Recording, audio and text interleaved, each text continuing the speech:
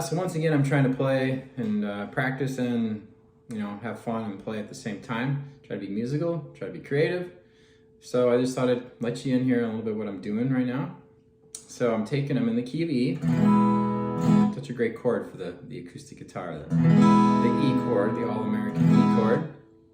And I'm basically playing E, and then I went to an A. I'm not playing maybe the traditional A. I'm playing like what I call the rock A.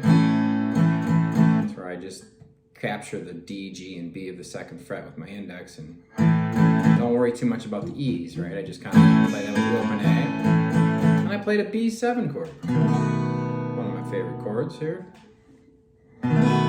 Basically, it's a 1, 4, 5 in the key of E, if you know your theory, right? So E, A, and B. Then I went to a C sharp minor, which would be in the key of E, that would be the 6th chord. And I went to an F sharp minor, which would be the 2 chord. And I repeated that, and I went back to F sharp minor, and then I went to B, bar chord B. Maybe the A chord moved up a whole step. Or you could go to your B7, okay? So now, instead of just playing 2 bars in 6/8, 2 bars of each chord, you know, I was adding in things.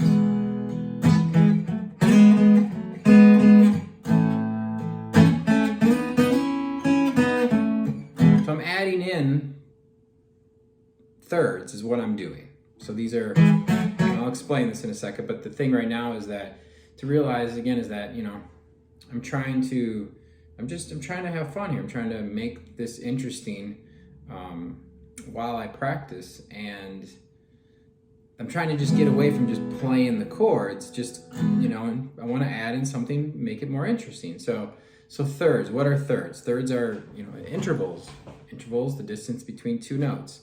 So when I do this here, the E, and then I went,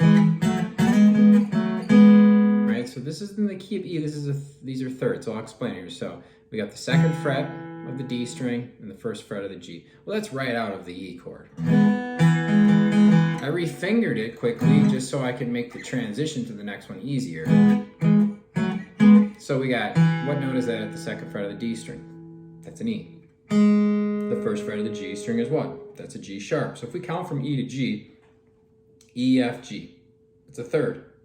Those notes would be a third apart. Or if we saw E to G sharp on the same string, it would be like this. E there at the 2nd fret of the D and G sharp at the 6th fret of the D. So if you look at that, that's 2 whole steps away, right? From E to F sharp to G sharp. So 2 whole steps away is a major third interval.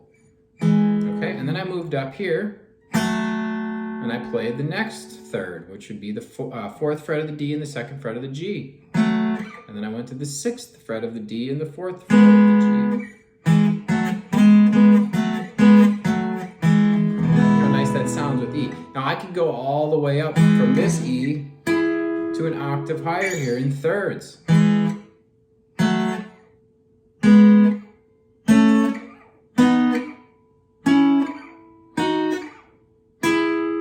So that's a whole, you know, basically harmonizing the scale, essentially. A major third, this is a minor third because this is F sharp and A. Now if we looked at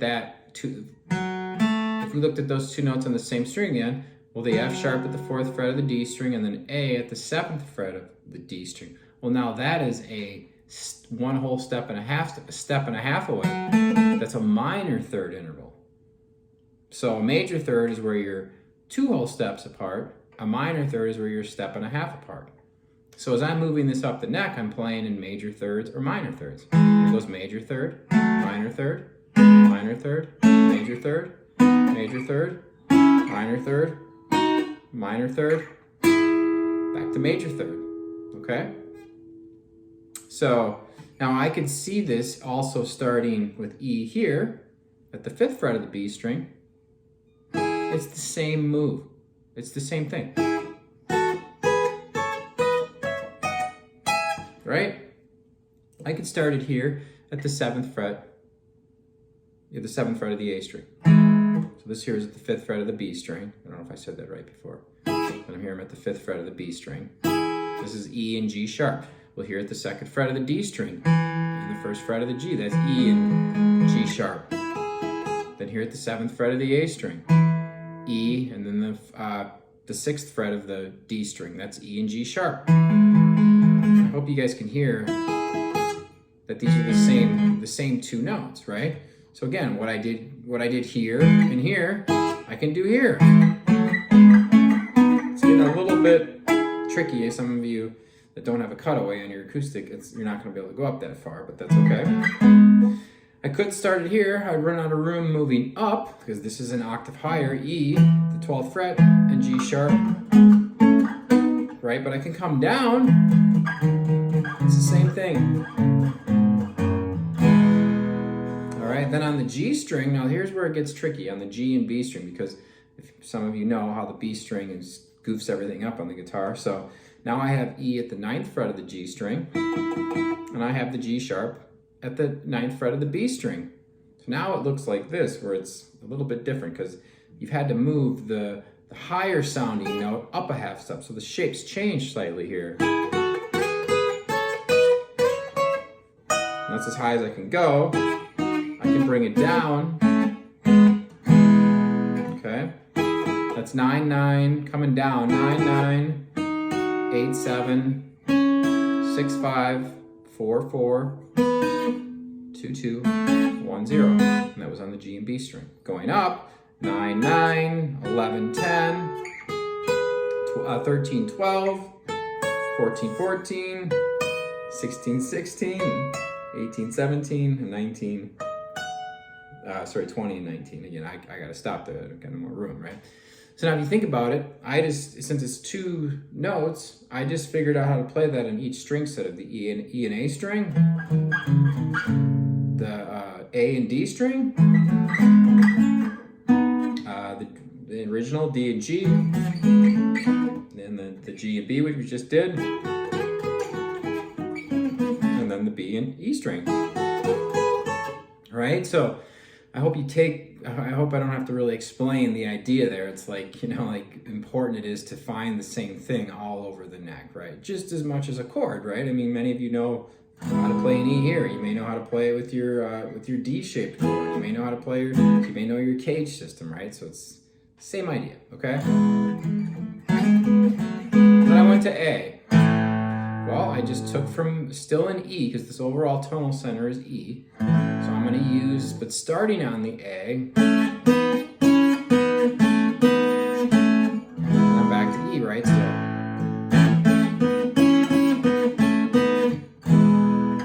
again, that's just a part of the A chords. I'm starting in the A, and then I'm just moving it up. And then this here, well, that's would be right from the E-shaped A chord, the 3rd and the 5th.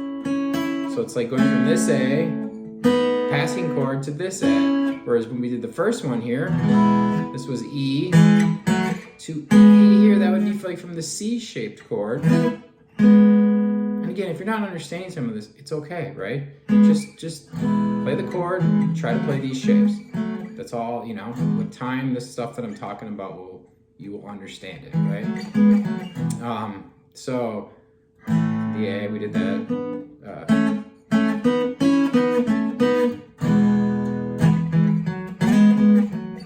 To B7. Now I just take what I did for A and I move it up a whole step because that's from A. So instead of playing the bar chord here, you'd have that 3rd there. I played the B7. Then I went up and grabbed that 3rd for B here at the 4th fret of the G and B. There's your 6 and 5 on the G and B. And then 8 and 7. That right here would get you to the B from the E-shaped chord. Right? And I'm back to E. And then I went to C sharp minor. Okay, this is a little bit challenging here being a bar chord. So once again, I'm going to start the 3rd on a part of the chord here. I'm going to refinger. And I'm going to go up to get to this C sharp minor here out of the E minor form. So you see I'm working to another one and I'm using the middle one. as a passing chord to get me. And then I'm going to the F sharp minor. Now here I'm gonna play the thirds here. And once again, this is still part. This would be, so when I go from here now, again, I started this, the fourth of the D and the second of the G is right out of this chord. I'm just refingering it to make the move up easier. So 4, 2, 6, 4, 7, 6. Well, even you could look at this as being from A, but if you put your pinky down here, this would be your C minor shaped F sharp minor chord. So I'm still working to another F sharp minor. Then I went back to C sharp minor,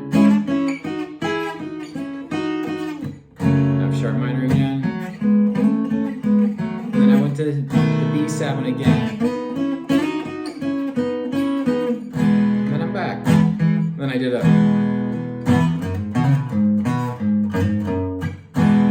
little E, open E, second fret of the E, fourth fret of the E, second fret of the A, fourth fret of the A, and I still did a little something. That's just out of E major pentatonic scale. Classic stuff there, right? Okay, so yeah, you want to be able to see your thirds all over the neck. You're gonna use what key you're in, right? So even though it went to A, I'm not gonna, in this case, in this particular jam here, I'm not gonna go to do thirds in A. I'm gonna stay in the key of E, seeing thirds, but I'm gonna try to start it on A and work to an A, right? So again, it was something like, and again, I may be a little bit different here every time I do this, because this is what, I'm just jamming here. I'm just having fun. I'm trying to work on my thirds to see them better, but I'm trying to do it in a musical way, right? So I'm trying to incorporate playing with working on them.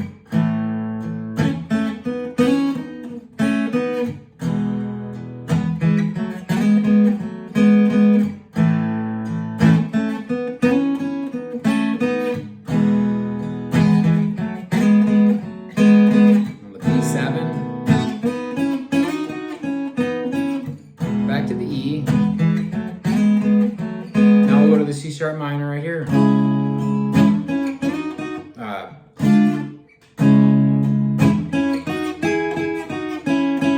Right, so that was there. And